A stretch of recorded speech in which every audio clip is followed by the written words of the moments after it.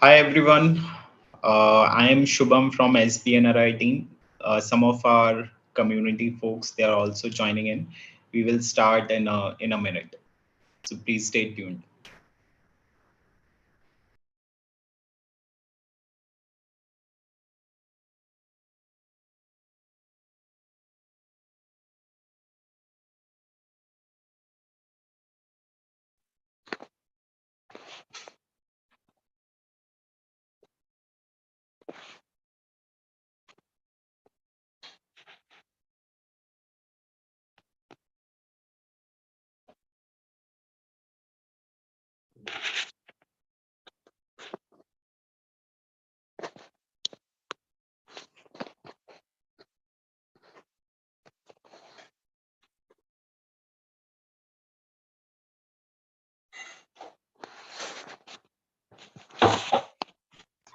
Yes, we will start in a minute, and then we'll start in a minute. Just waiting for a few more folks to join in, and we'll begin then shortly.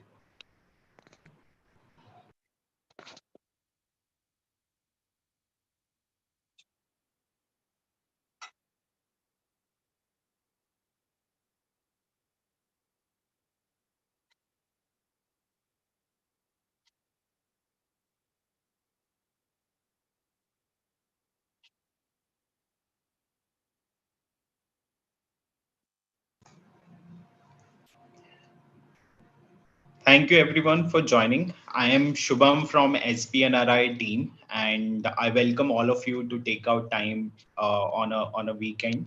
As some of you might be aware, SBNRI is a one-stop platform for NRIs to bank, invest, and avail taxation-related services.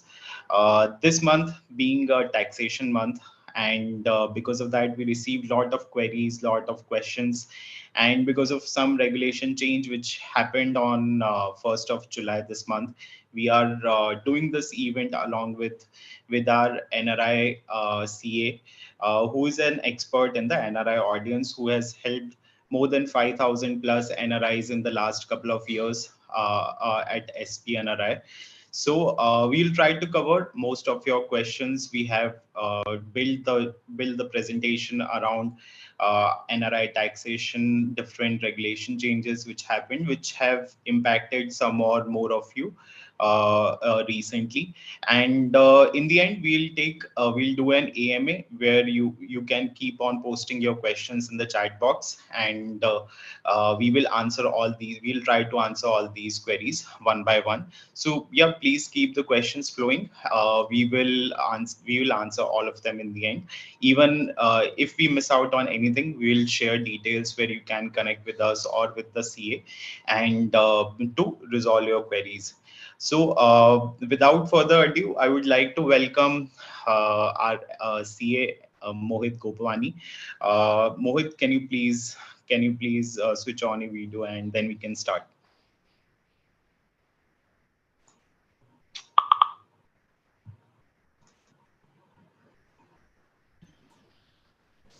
Hi, Shubham. How are you doing?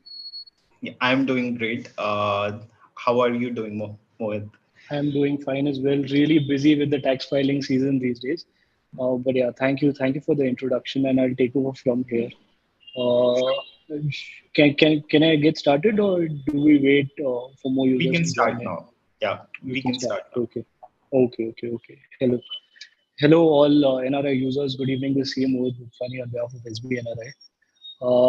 This is probably a really tough time for the NRI community with respect to taxation, given the PANs becoming inoperative. That is a really big issue for a lot of people. And to be very honest, I think NRI community is the most tax compliant community. I mean, if you compare NRIs with local residents, I think NRIs have a general intention to be compliant with the law, and their basic intention is never to save taxes. And even then, the government has actually not taken good care of the NRIs. They have been at the receiving end of the PAN becoming inoperative, even though they are specifically exempted from the law. So that is, of course, one of the most important concerns for a lot of NRIs. I think we can start with the questions, and as we receive questions, I'll keep covering those questions in the topics that I'm going to discuss. Right. Um Yeah. right. So So Mohit, the first question is quite common, and we have heard a lot of NRI struggling with their PAN becoming inoperative from 1st July. So can you please explain what happened after 30th June and how the users they can resolve it on their own, or how we can support them as well? right. So ideally, the government had actually given an exemption to NRIs and OCIs. So OCIs are people who hold a foreign citizenship, and NRIs are people who are still Indian citizens who hold an Indian passport but who are living abroad, right? As per the Income Tax Act, so those are NRIs, and OCIs are foreign citizenship holders. Both these categories of people were specifically exempted from the PAN Aadhaar linking. However, there was no specific form or no specific way through which they could have claimed this exemption. As such, it was assumed that, given that on the income tax portal their status was updated as a foreign citizen and as a non-resident, and and a lot of them were even filing their returns as NRIs, right, for multiple years. Even then, their PAN became inoperative, which came as a huge shock for a lot of people. Uh, Now, what is to be done is the government has actually not given a specific solution to this. There are various ways that people are trying to get this done. People are raising a grievance on the income tax portal, on the e-filing portal itself. Some of them have written to their respective AOs, and some of them have got responses. But it is again, it is not a system-driven thing. It is dependent on the AO, right? Whether he responds to the email or not. Some have written to the email IDs provided by the income tax authorities on their Twitter, right? But even then, no specific response was retrieved from them. In fact, they are not even aware which PAN is operative and not operative. So we have, although we've been able to get a couple of PANs which had become inoperative, we've been able to get them back into operation.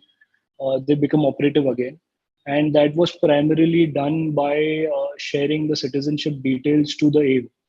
And the AO was then able to, the AO can update the citizenship in the PAN database. There is no online way other than reaching out to the AO. So there is an NSDL portal as well through which you can apply for PAN correction and PAN amendment, but the citizenship cannot be updated through that portal. So the only way is to reach out to your AO on through your e-filing portal.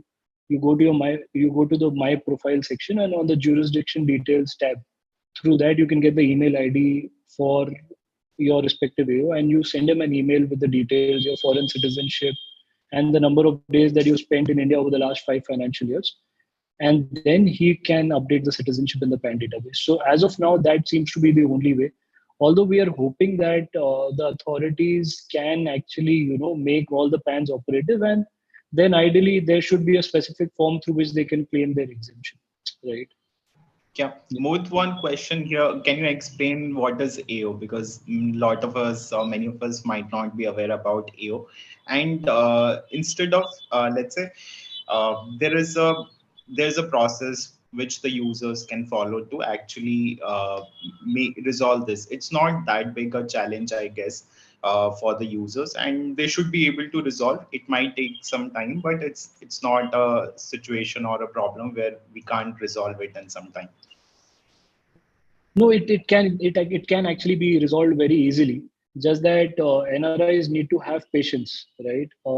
This is not something that was expected and which has caused a lot of panic.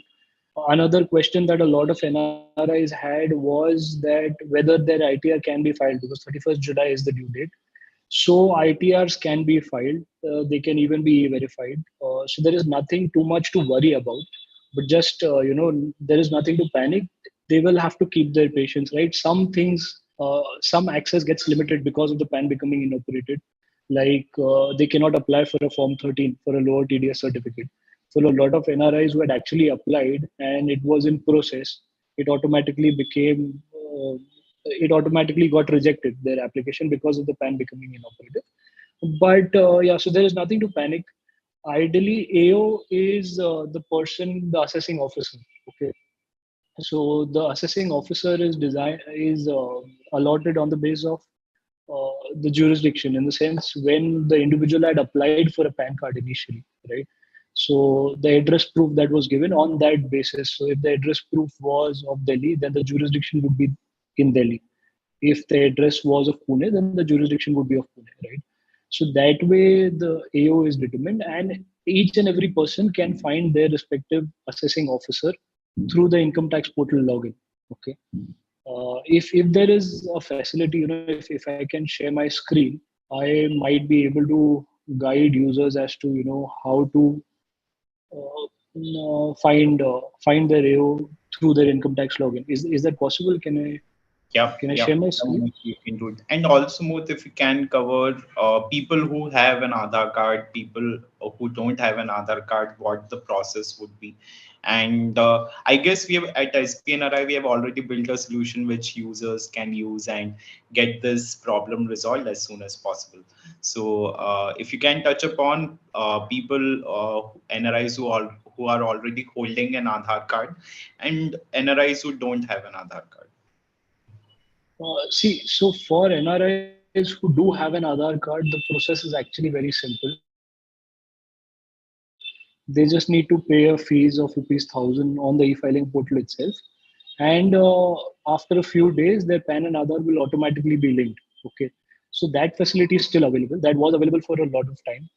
And I believe the majority of NRIs who do hold an Aadhaar card have already gotten it linked. Okay. So the question now is for those NRIs who do not have an Aadhaar card. If you do have an Aadhaar card, please do get it linked. There is still time, and as soon as these NRIs get their PAN and Aadhaar linked, the PAN will become operative again. For those NRIs who do not have an Aadhaar card, for them they will have to write to their AO, but they will have to also submit proof to their AO. Okay, from their registered email ID, they can send an email to their assessing officer giving details of their citizenship. They can attach their foreign passport or their OCI card. If they have their cancelled Indian passport, they can attach that. And on that basis, the assessing officer will update the citizenship in the PAN database. As soon as earlier it was said that it will take 30 days, but we've seen in some cases that as soon as the AO updated the citizenship in the PAN database, within 24 hours, the PAN became operative again. Yeah. Got it.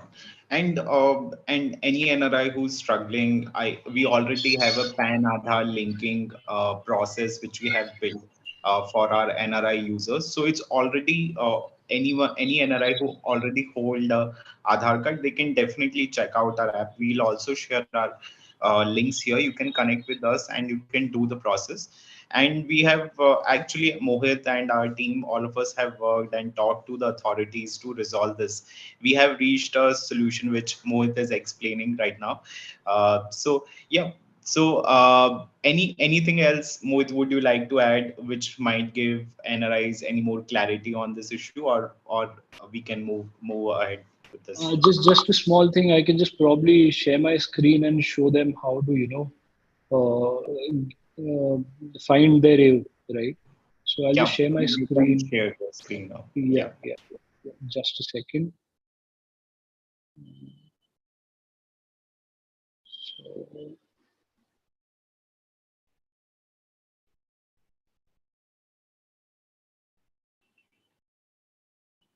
yeah, can you see my screen now?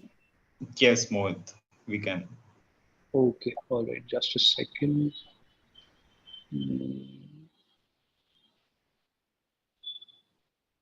mm,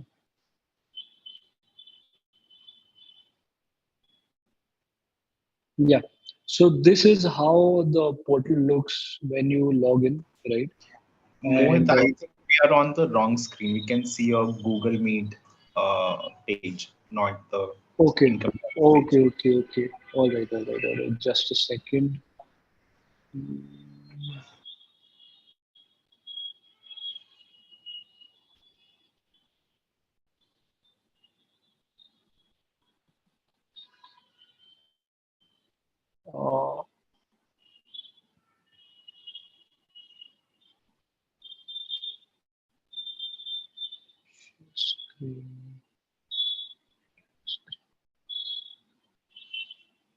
Right.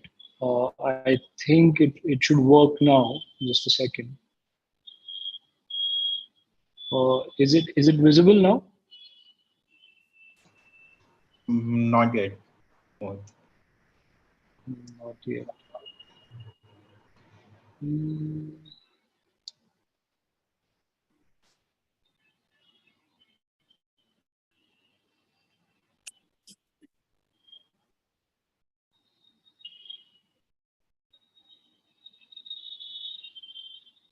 Okay. Anyway, I think it's a technical issue, so we'll have to probably skip that part. But basically, yeah, I think we can move on to the next topics as well. The PAN, if basically when you log in on the top right, there is the My Profile section. When you go to My Profile, on the left there are a list of tabs, and anyone who wants to find their AO's email ID can directly go to the jurisdiction details tab. Once you click on that, you will directly have access to the city where your assessing officer is situated and his email ID. So from your registered email ID, you can just send an email to the AO and give them the details of your citizenship and or proof of you being an NRI for the last 4 5 years, and they will get the citizenship updated in the PAN database.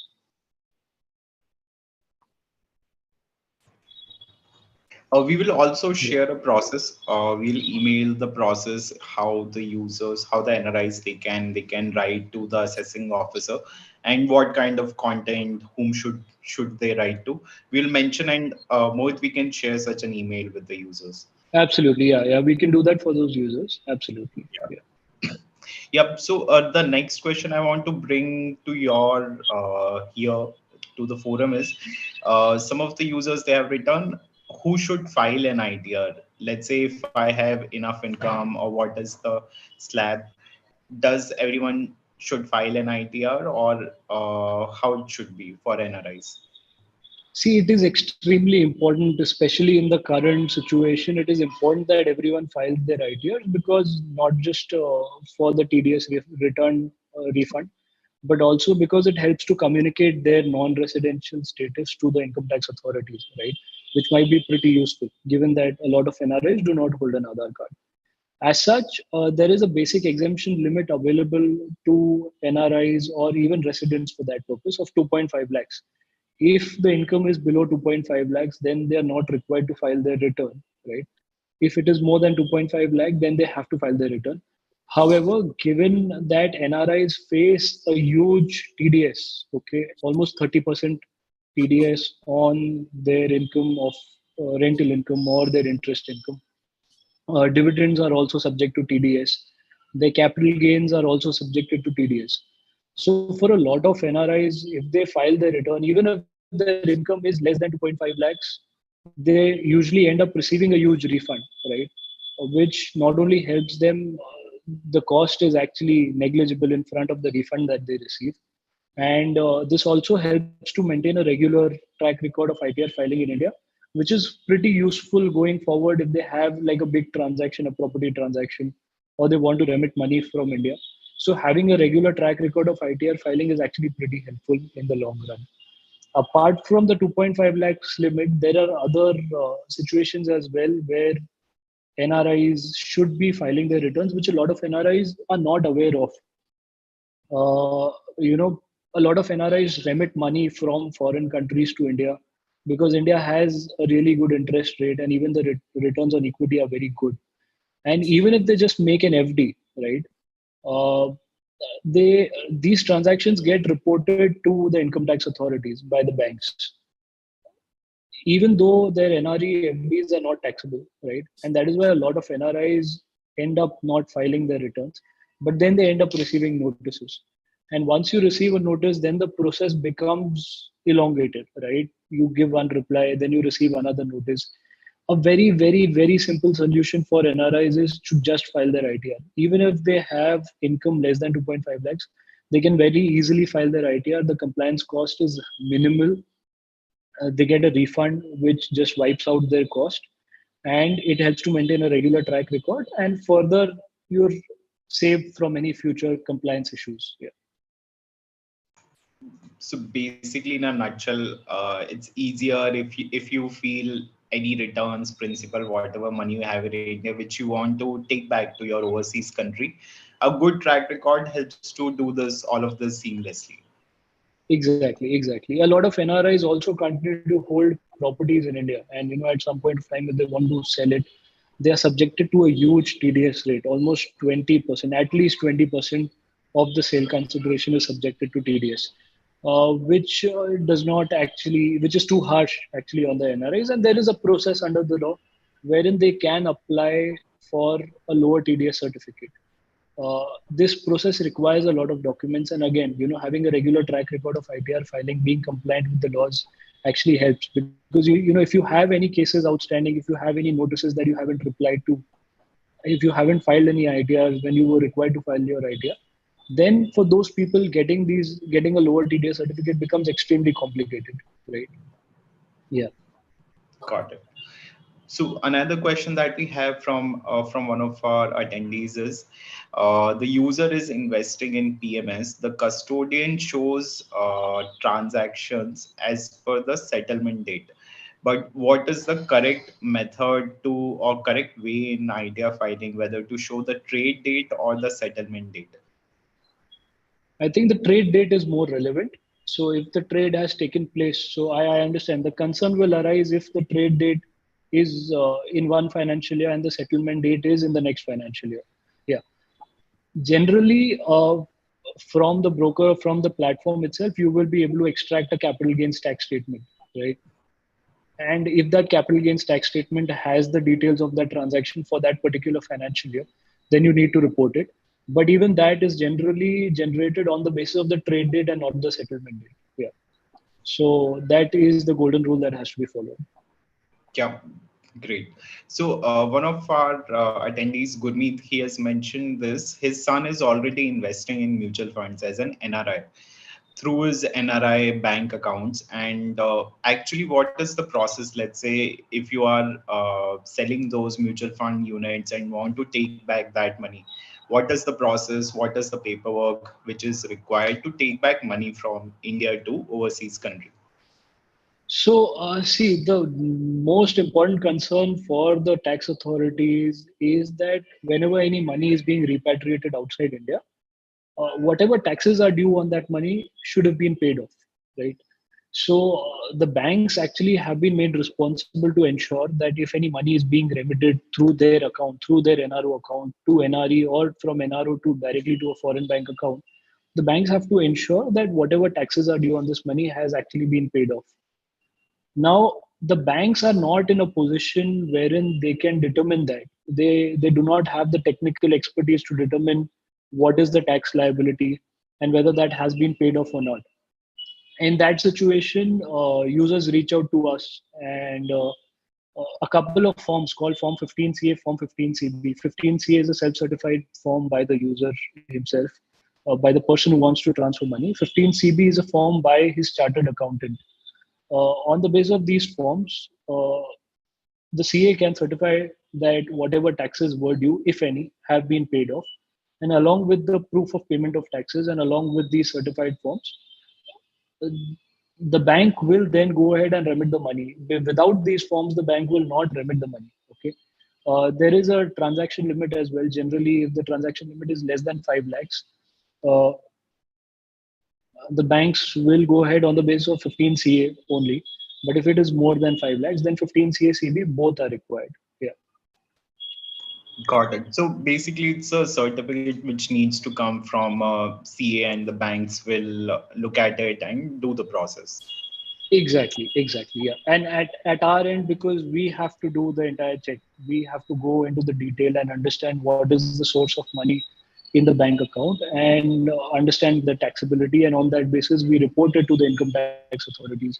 The process is actually completely online. So the individual need not be present in India. They just need to share their documents and their login credentials. And through that, we do the entire check, we prepare the documents, we submit it on the portal, and we get them approved from the income tax authorities. These approved forms are then submitted to the bank, and once the bank has these forms, then there is no issue. Then the remittance goes ahead smoothly. Yeah. Yeah. So it's a paperless journey for NRIs. For our users, they can definitely do this paperless, seamless digitally while sitting overseas. Exactly. Yeah. I mean, with some banks, they have to deal with their relationship manager, but a lot of banks have now actually made the process also completely online. So ICICI, for example, has made the process completely online. You just need to log in wherever you are in the world, just upload these documents, and it goes through. Even when you're dealing with the RM, you just need to mail it to the RM, and they take care of the remaining process. Yeah. Yeah. So another question we have for you is, let's say a user has a NRE fixed deposit, so Mhm. non-resident extraordinary account, and does the NRI need to show the interest in the ITR filing? Uh, See, as such, NRE interest income, be it NRE savings account or be it NRE FD income, are both exempt from taxes. The only underlying condition is that the individual should be a non-resident. Okay. If for a particular year the individual becomes a resident, then that exemption goes away. But generally speaking, for NRIs, the NRE FD interest income is exempt. However, there is a possibility in the ITR you can also disclose your exempt income. How this helps is that if you have reported all your income, then you're totally safe because you will never receive any notices from the income tax authorities. Because what happens a lot of times, this interest income is automatically reported by the banks to the tax authorities. Okay. And somewhere or the other, the process is not extremely smooth because the authorities do not know whether the FD is an NRE FD. They just get to know that there is an FD of this individual.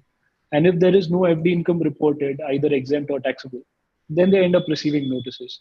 So, it is there is a very simple solution to be safe from the litigation, and that is to file the ITR correctly on time and do it regularly. That is extremely important.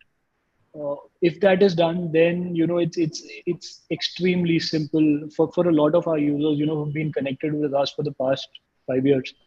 The process is actually so simple. Even a lower TDS certificate gets extremely smooth, or even the remittance process gets extremely smooth if they have a regular track record of ITR filing in India.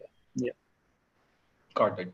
Another continuing on this, another question from Gurmeet is on. Let's say if you do a remittance from overseas and you bring the money to your NRE or NRO account, so how this inward remittance, which comes from overseas to your Indian rupee denominated bank account, how it is treated in the income tax return? See, again, when money is remitted from one country to another, it is just a transfer of money from one jurisdiction to another.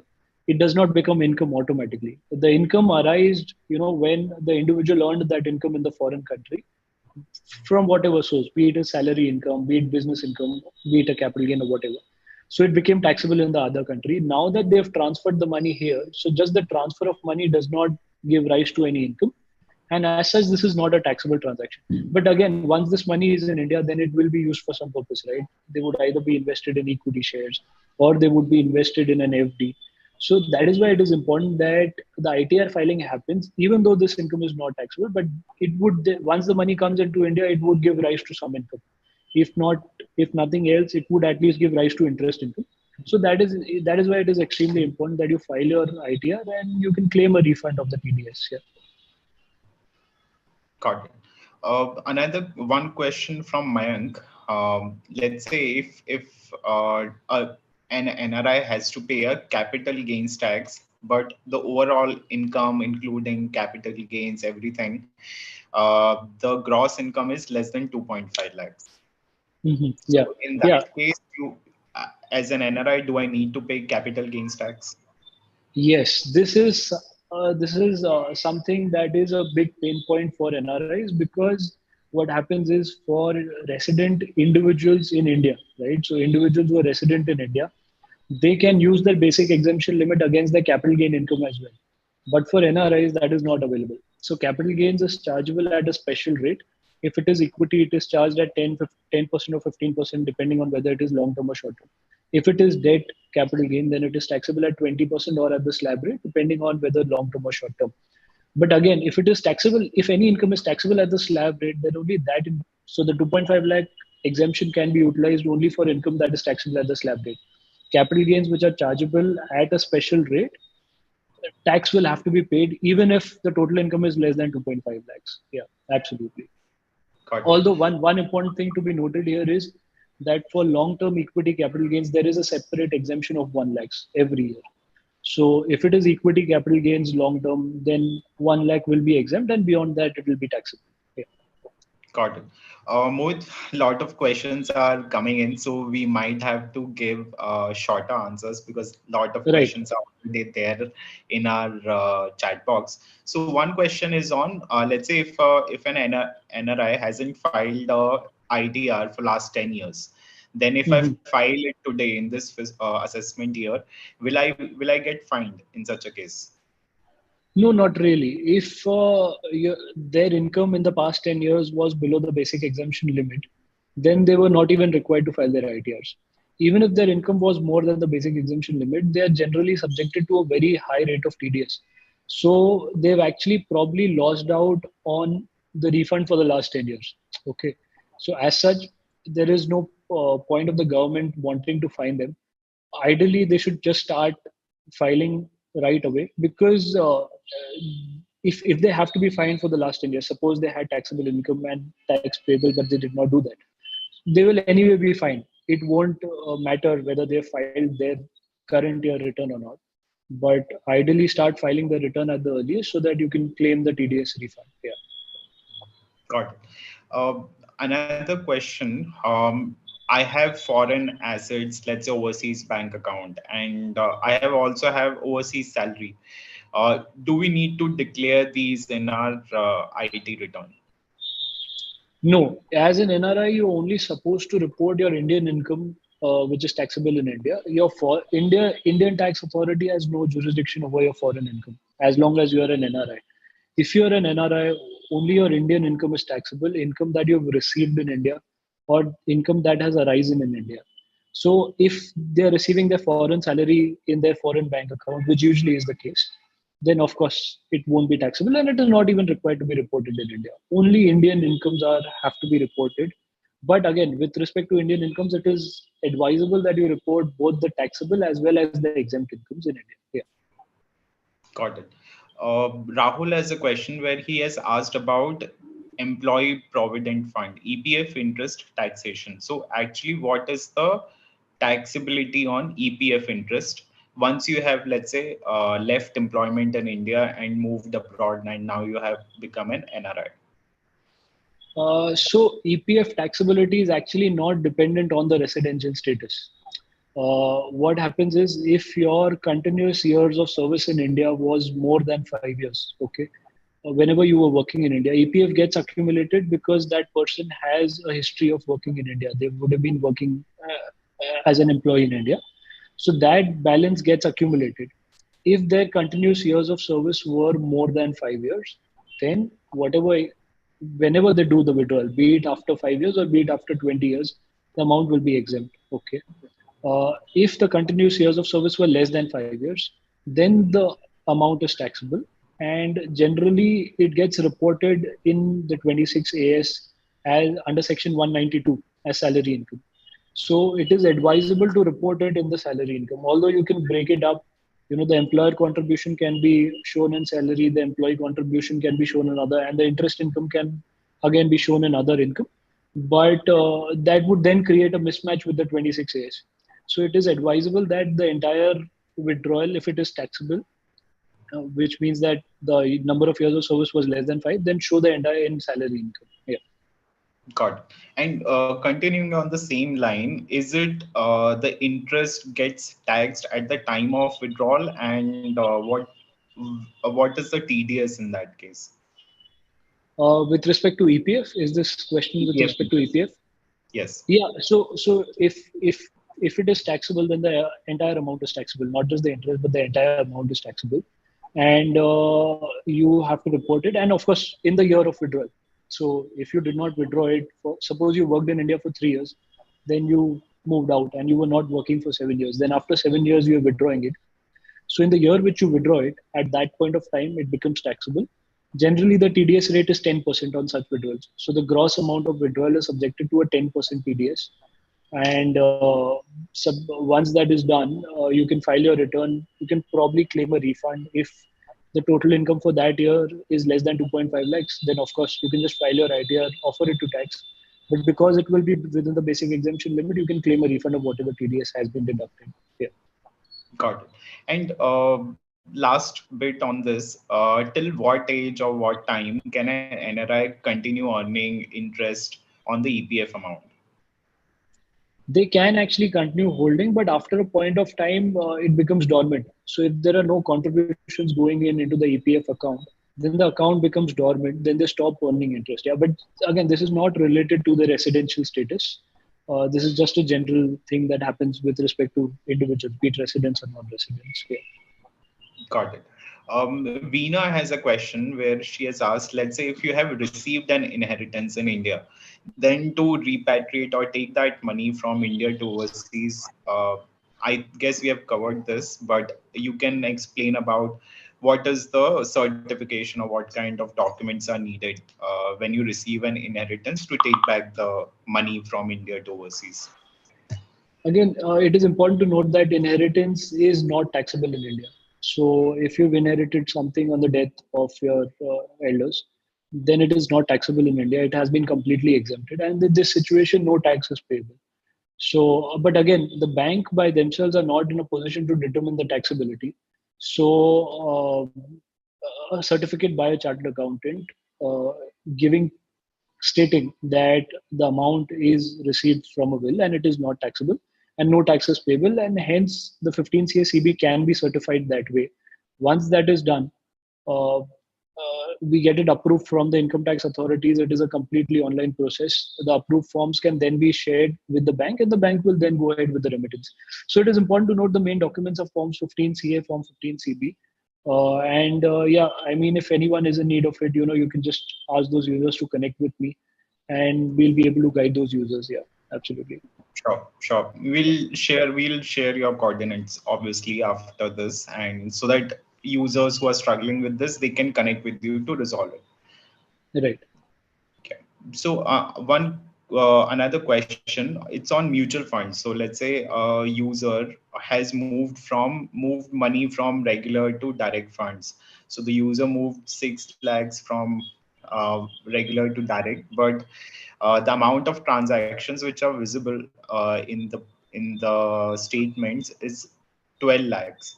So in such a case, how the user can resolve? Can it be done? I guess in such a case, it can be done by the user by talking to the platform from which they did this, or do you think I, it's I, simple? I think the statement that they must be talking about would be the AIS and TIS, the taxpayer information summary. On the income tax portal, sometimes, the amounts gets reported multiple times under multiple heads. Okay, so if it is subjected to TDS, so from the 26 years, the amount gets reported in the TIS and AIS through other sources as well, right? The amount gets auto-populated. So it happens a lot of times where the amount is being reported doubly, but they don't have to actually worry about it. There is a feedback mechanism wherein the users can go on the e-filing portal, and whatever transactions have been reported in the AIS and TIS, they can file a feedback with whether this transaction actually belongs to them or not. There have been cases wherein, especially it happens where a property is being sold jointly, right? So they generally, the individuals file their ITR 50-50%, right? 50% of the capital gains is reported in one and 50% another. But at times, the reporting by the buyer or even by the sub-registrar office happens multiple times and the entire amount gets reported. So in those cases, the feedback form is available and that can be filled up. Yeah, absolutely. Got it. And let's say if an NRI, they don't have anything to do with India, they are not, let's say in this particular assessment year, they don't have any income, or they have not made any capital gains, loss, anything else. What is the easiest way to file ITR in such a case for an NRI? Well, the easiest way is, they can just reach out to us and we'll take care of their compliances. But see, because the process can become complicated, and even a very small mistake can lead to litigation which will go on for years. So although the income tax authorities have come out with a new portal just last 2 years, and that has made the process a bit smoother, but again, we've seen a lot of cases where users, because they do not have any major transactions, file their returns themselves or skip filing the ITR, and it leads to litigation which goes on, and the cost for complying with the litigation or with the notice is much higher than filing an ITR, which can be very simple and very easy, and it hardly takes any time. Yeah. Got it. So it's always prudent to do it the right way. Yeah. Exactly. Yeah. So Nirav has a question. Let's say if I'm an NRI and if my father-in-law transfers me money to my NRO account, so is this transaction or the money which comes to my NRO account, is it tax free? And if it is, or there are any limits on it, it is tax free up to a certain amount. No, there are no limits, because so what the Income Tax Act has given is, if there are some gifts received from a relative, so the list of relatives is defined specifically under the Income Tax Act, and a father-in-law is covered under that list. So if an individual is receiving a gift from their father-in-law, then it has no tax implications, at least in India. Definitely no tax implications in India. And that is actually the right way, that the resident individual in India, any relative, should gift the amount to the NRO account of the non-resident. And from the NRO account, then the individual can do whatever with that money. Of course, if he invests it in India, then it will give rise to income, and that will be taxable. If he wants to remit that money again, so he'll need Form 15 CACB, and through that it can be remitted. A lot of people used to, and are still doing it, uh, that the individuals resident in India are gifting the amount directly to the foreign bank account of the non-resident, which gives rise to TCS, and the amount gets charged at 5% TCS. And from October, the TCS amount is actually going to increase to 20%, right? So the government actually wants to avoid that. So whatever gifting has to happen in the NRO account. From the NRO account, the individual can get the money transferred himself. Yeah. And it is not taxable as long as it is received from a relative as per the Income Tax Act. Yeah. Got it. Another question, next question is on dividends. So let's say for NRIs, the dividends are taxed at 20%. So can users, investors do anything to avoid this? See, there is a process wherein they can, by obtaining a TRC, but that varies from a country to country basis. So India has a double taxation avoidance agreement with multiple countries. And under those DDAAs, the government has defined rates of TDS as well as taxability of income for different heads of income, for different natures of income. So dividend also covered therein, but again, a tax residency certificate is required. Then you need to submit that tax residency certificate to your demat account or broker. And once that is done, then they can reduce the TDS rate. And also, but if they want to claim an exemption altogether or a lower rate, then that can be done only by filing the ITR. Because if you want to claim DTAA exemptions, that can be done only by filing the ITR. Yeah. So in a way, ITR filing is kind of needed almost everywhere when Exactly. going to Exactly. India. Exactly. Yeah. And again, dividends are also subject to TDS, right? So for a lot of individuals, non-residents who have just dividend income, they can just file their ITR, and a lot and almost entire TDS in a lot of cases is actually refunded to their NRO account. By not filing the ITR, they're just missing out on those refunds. Yeah. Yeah. So next question is on capital gains on residential property. So can the exemption limit against capital Mayuri, gain be used तुमको for मना residential house? Sorry, I can't. There was Like, some disturbance in the middle. Yeah. yeah. Yeah. So Can you please let repeat? me Yeah. ask it again. Can I use basic exemption limit against capital gain on residential house? No, I think we've discussed this just 10 minutes back. Again, basic exemption limit can be utilized only against incomes that are chargeable at the slab rate. Okay. it is important to note that when you're selling a house, if it is a short-term capital gain, then it is taxable at the slab rate. Otherwise, if it is a long-term asset and if it is a long-term capital gain, then it is chargeable at 20% subject to indexation. Given that the authorities have given a lower rate of TDS, a specific rate of tax and a specific rate of TDS to these transactions, so you cannot claim the basic exemption limit against these incomes. Yeah. Yeah.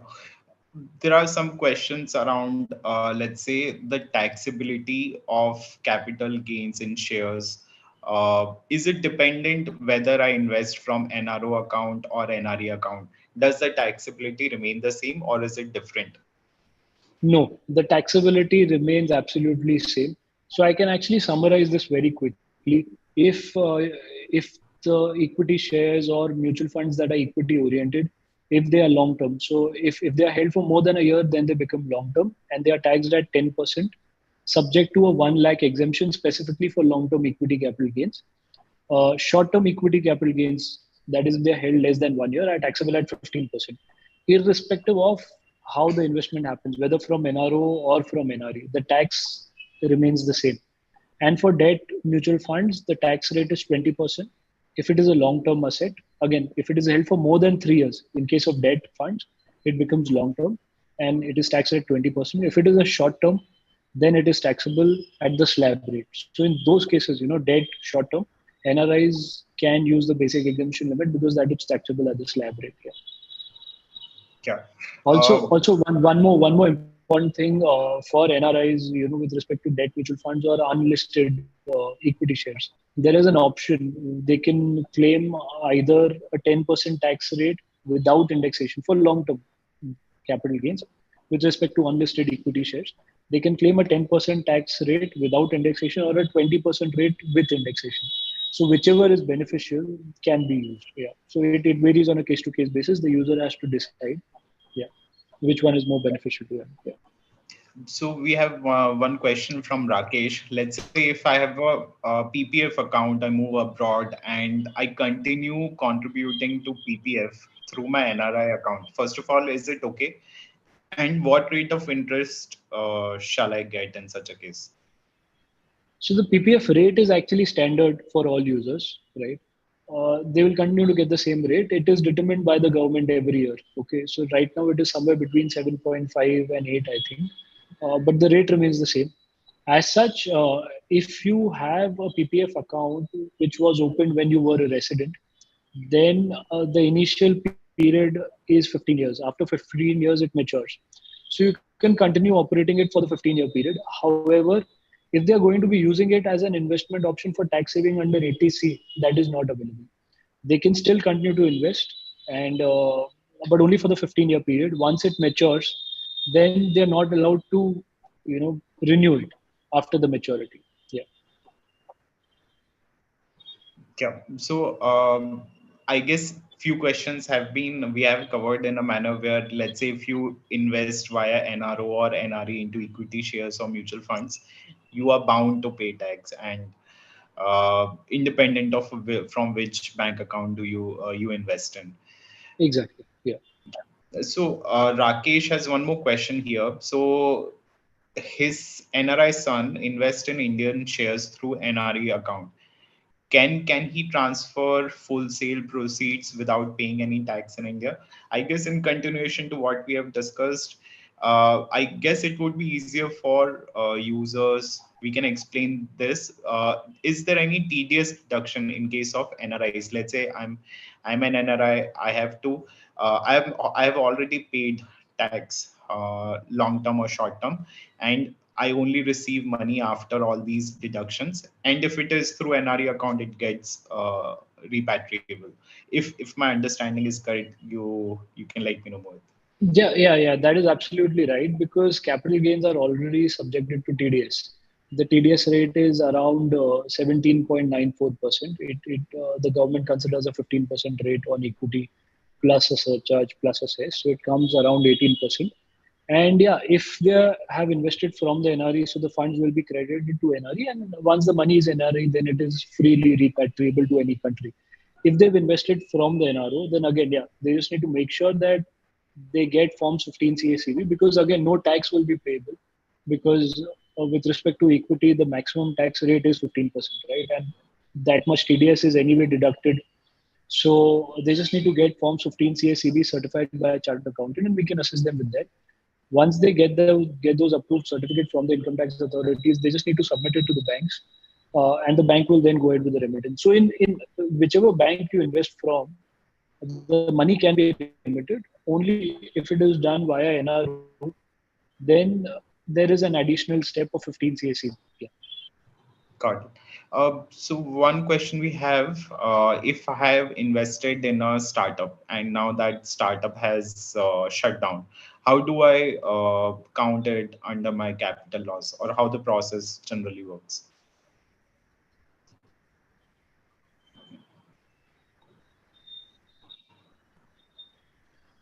So basically, question, and we'll need more details about the transaction that was done, and how much loss was Basically, incurred. how Did a the user get user any money? can book a loss. Yeah, how a user can book a loss in such a case where the startup investment, uh, like the startup has shut down in such a case. Yeah. Well, in such a case, they just need to, through their ITR itself, right? They just need to show that the shares have been disposed of, and they have been disposed of at a loss, right? Whatever the loss may be. Through their ITR, that can very easily be done. In a lot of cases, it can be profit, and that may be offered to tax as well. And the same way, you can show it that they've been disposed of at a loss. But again, if a startup has been shut down, then there are multiple ways through which a company can be, an entity can be shut down, right? And we'll have to look at the specific scenario. On the basis of that, we'll be able to give that answer. Okay. Got it. I guess we have another question again on PAN Aadhaar linking. But can you explain, let's say, most of the NRIs are struggling to understand this. I am an NRI, I am exempted from linking my PAN Aadhaar as per the rule, but still my PAN is becoming inoperative. Can you explain why their NRI status is not captured, which should happen? Otherwise, they are considered resident Indian as per income tax.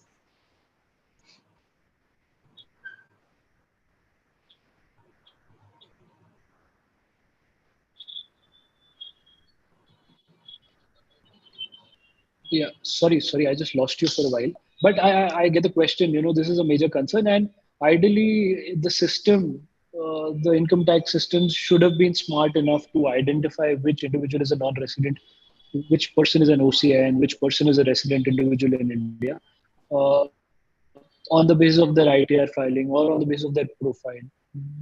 The system should have been smart enough to do that, but it is unfortunate that the system is not smart enough. They are right; they have been exempted.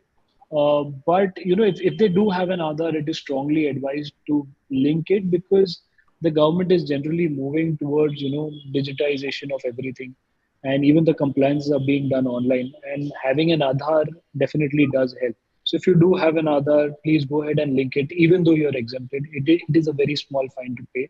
If you do not have an Aadhaar, then just reach out to your assessing officer.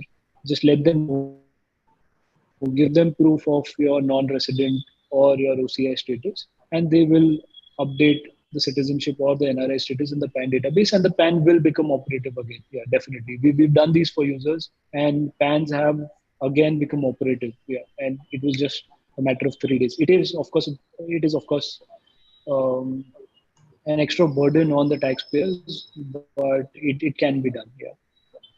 Yeah, I guess the easiest way, anyway, we will share the process how to do this to our users who are here on the call. But the easiest way to do, I guess, is writing an email to the assessing officer, where you just need to share some basic details about your passport stamp, visa stamp, and all. And then I guess it is getting rectified quite sooner than what the date prescribed by income tax department. Yeah, it was earlier said that it will take up to 30 days, but for some users, we've been able to do this within 3 days. So it also Yeah. depends a lot on who the AO is and how responsive the assessing officer is, but it can definitely be done. Yeah. So, one question I have from Rakesh. Let's say if you are earning in US, and do I need to file if I am filing ITR in India, how do I need to share it with US tax authorities as well, or how actually it works between both entities, both tax departments of two countries? So what happens when an individual files a return in India as a non-resident? It is important that they give details of their foreign tax ID in their Indian income tax return.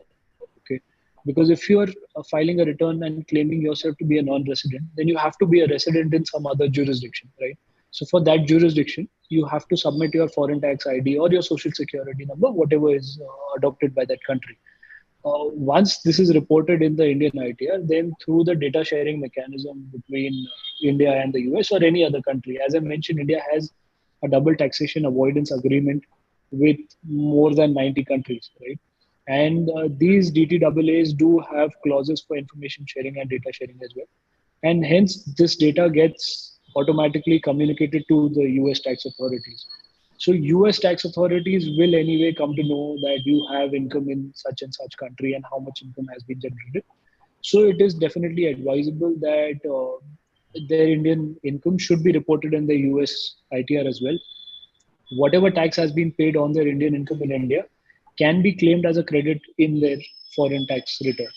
The specific method would vary from country to country, and it would be best if the individual, whichever country they belong to, get in touch with a local local tax advisor over there on how to claim that tax credit in that specific country. But it is important to note that they will not get a credit in India because the income has arisen in India, right? So India gets the first right to tax that income, and the resident country, the country of residence, then gets the second right. So they'll have to give a tax credit. The mechanism may vary from country to country. Also, the DTAA has to be checked with each and every country what it says. Yeah. Yeah. We have one question from Dilip. Let's say if a property is jointly owned by a resident and a NRI son. Let's say father is resident Indian and son is NRI. Now they want to sell the property and there is a long-term capital loss. In such a case, and all the money that is received by the resident father, and that is less than 50 lakhs. So how you can save on taxes, or what happens in such a case? What is the tax requirement liability in such a case? See, irrespective of which account the money goes into, right? The TDS laws have to be followed. So, if in case the property price is less than 50 lakhs, then on the resident part, so on the 50% part which actually belongs to the father, no TDS is required to be deducted.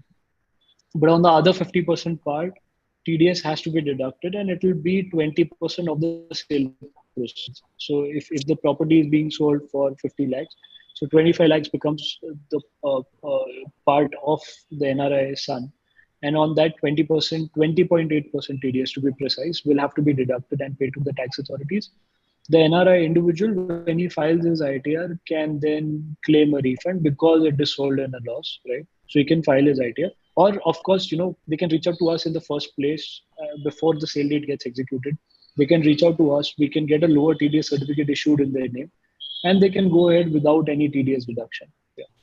Yeah, I guess it's always the best way to reduce, an NRI can reduce the TDS rate just by taking that lower TDS certificate before selling any property. It's I guess it actually becomes easier for NRIs rather than waiting till filing your ITRs to get that exemption.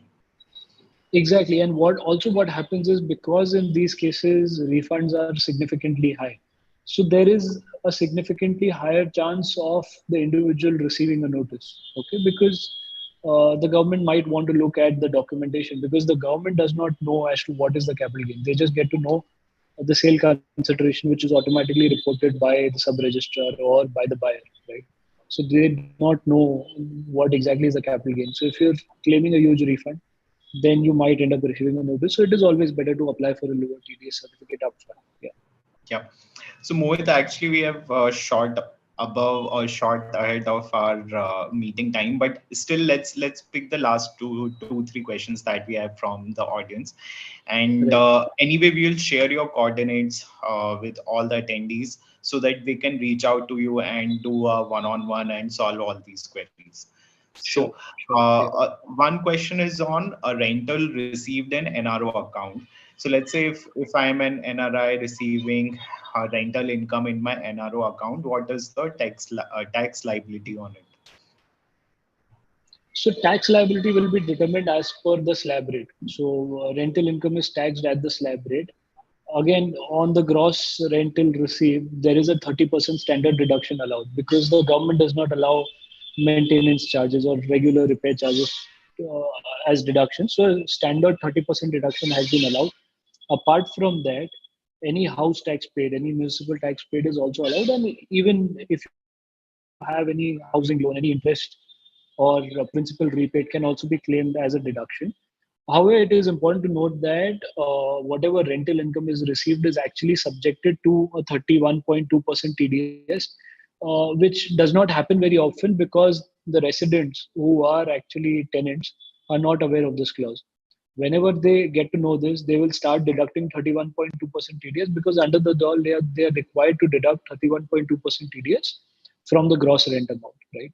So that TDS gets accumulated, and at the end of the year, you can claim it against your tax liability, and whatever excess TDS is there can be claimed as a refund. Yeah. Got it. One last question. Let's say if I'm a EU citizen, Europe citizen, and I want to set up a company in India and move my Indian assets under this company to reduce the impact of global wealth tax. So first of all, is it possible? Can it be done or not? See, this is possible, but again, there are a lot of ways through which this can be done, and there are a lot of entities which in India. What is the current status? Who is holding those assets? And who these assets will be transferred to? Whether it will be considered a transfer or not? Whether it will be subject to capital gains? So this is something that will have to be discussed in detail with the specifics of the case, right? There is no general answer available to this query. We'll need to know the exact details of the case. So the individual will actually have to just reach out to us directly for this. Yeah. Got it. Just a moment. I'm going through another question. Yeah. So let's say one of the users, uh, Rishi, he has a long-term capital gain of around 3 lakhs, let's say, in the current financial year against house property. Part payment is received in the bank account in the current financial year, and remaining will come in couple of months or later in this financial year. How can the user actually pay the advance tax? And if the user miss deadline for the quarter, will the user be charged interest on it as well? Yeah, see, in these cases, as we mentioned, if it is a long-term capital gain on house property, he is generally subjected to a very high TDS rate. So the person buying the property will deduct TDS at least 20% of the sale proceeds. So there would be no further need of paying any taxes. However, if the resident is not aware of the TDS requirements and he does not deduct any TDS, then definitely the person selling the property has to himself calculate the taxes, whatever are due, and pay it to the government. And yeah, ideally, as soon as it is done, as soon as the sale deed is executed, if although you mentioned that only a part of the amount has been received, right? So Yes. the sale deed would not have been executed yet because generally you receive the entire amount and the sale deed gets executed simultaneously. So only once the sale deed is executed at that point of time, the tax liability arises. Ideally, as soon as the sale deed gets executed within the next month or so, or within the same month, tax should be paid off. Yeah.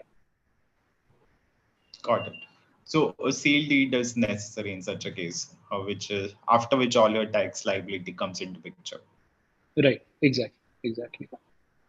Okay. I think we have tried to cover most of the questions which our users asked. And I hope this has been an informative session for all our attendees. We will definitely, Mohit will share your coordinates, because I guess some of the queries would have left unanswered, and they would get a chance to personally talk to you, message you, and follow the and do the and get a better understanding of what can be done. So, would really like to thank you, Mohit, for giving us all the answers. And thanks everyone for attending this webinar. We will be sharing the video recording with you along with the coordinates of Mohit, and you can message him to understand the process better and do your processes easily, seamlessly. So thanks everyone for attending this session, and hope to see you soon. Thank you, Shubham. Also, one more thing that I'd like to add, if some common queries have been missed out and we were unable to answer those, we're soon going to come out with a video on the SBNRI YouTube channel on specifically on ITR filing. So if you have more queries, if you're going to be receiving more queries, just let us know and we'll try and cover as many topics in the video itself so the users can get clarity on those topics as well. Otherwise, of course, they can reach out to me, they can schedule a call, and they can reach out to me directly. And a one-on-one will ensure that all their queries are resolved directly. Okay. Thanks everyone. Okay. See you. Okay. Thank you. Thank you so much. Thanks.